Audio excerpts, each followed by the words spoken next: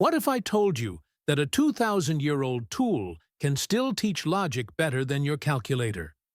Before computers, before electricity, even before written math as we know it, there was a simple frame of wood and beads, the abacus. A device so clever that it helped merchants count gold, engineers build empires, and students master math long before the digital age.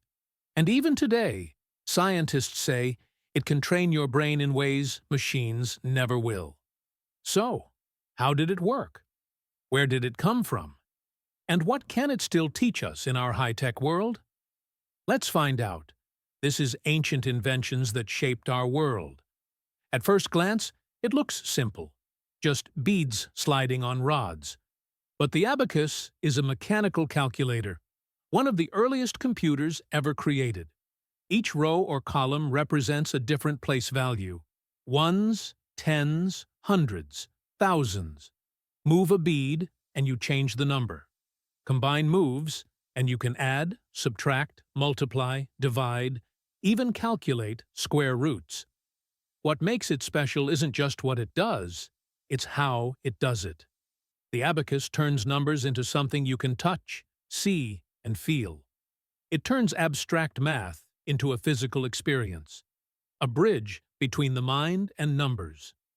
To understand how old this invention really is, we have to travel back, way back, to Mesopotamia, around 2500 BCE. Archaeologists found clayboards with grooves and counters, early counting tables used to track trade, taxes, and crops. This was the first version of an abacus: no beads, no rods, just pebbles and lines scratched in clay. The idea spread to ancient Greece, where the famous Salamis tablet appeared, a marble slab covered in counting lines. Then to Rome, where merchants carried handabashi made of bronze or wood, small enough to fit in a pocket, the first portable calculators. The word abacus itself comes from the Greek abax, meaning tablet or board. So, the abacus was already global, long before globalization existed. As the centuries passed, each civilization gave the abacus its own twist. In China, the abacus became known as the Suanpan, often with 2 beads on top and 5 below each bar, designed for both decimal and hexadecimal calculations. By the 13th century, it was everywhere, in markets, schools, and government offices.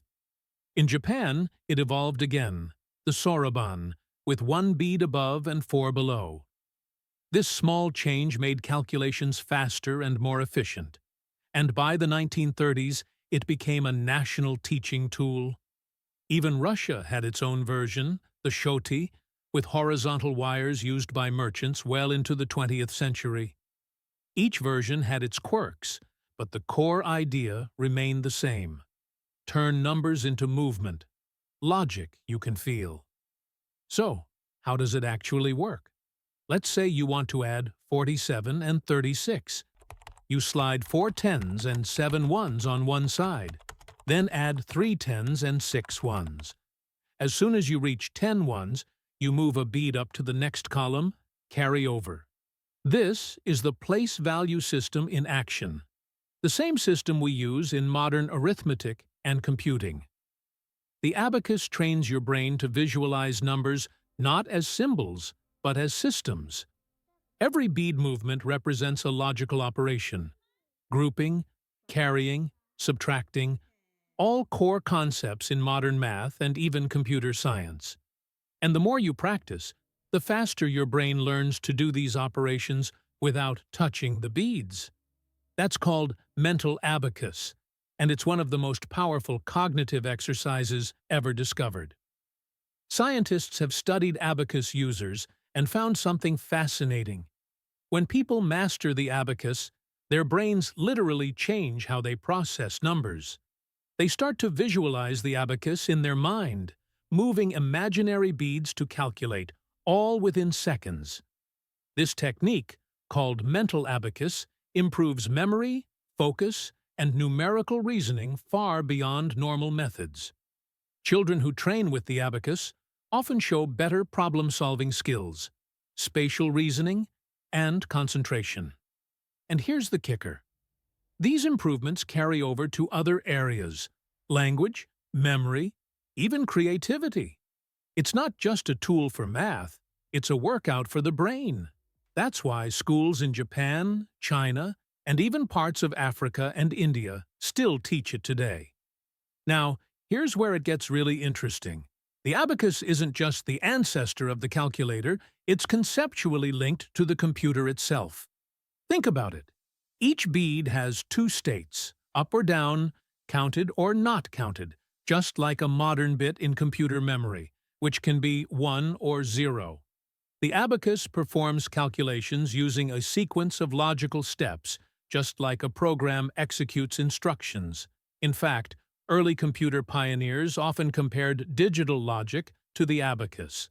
The same basic ideas, place value, carry over, binary operations, are all part of both systems.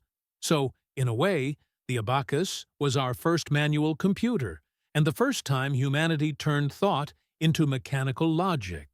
Here's a true story. In 1946, right after World War II, the U.S. Army hosted a contest in Tokyo. A Japanese abacus expert went head-to-head with an American using one of the first electric calculators. They raced through 5 rounds of math problems. Guess who won? The abacus user. 4 out of 5 rounds. It shocked the audience, but it made perfect sense. The abacus user wasn't just crunching numbers, he was thinking in patterns. He had trained his brain to process numbers faster than the machine could. That's the power of understanding your tool, not just using it. So, why talk about the abacus in the 21st century? Because it reminds us of something important. Technology isn't just about machines, it's about how we think. The abacus is proof that a simple idea, made of wood and beads, can outlast empires, languages, and even entire eras of technology. It teaches us that innovation doesn't always mean new. Sometimes, the oldest inventions hold the most timeless wisdom. Just as the abacus connects movement to math, modern computing connects logic to code. Different eras, same human curiosity. So next time you reach for your calculator or your phone, remember this. 2,000 years ago, someone did the same, only with beads.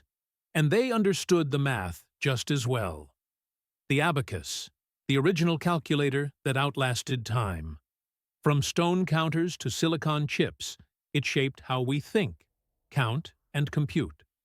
If you enjoyed this journey through history and invention, hit subscribe, leave a comment below with your favorite ancient technology, and join us next time as we uncover how yesterday's ideas built today's world.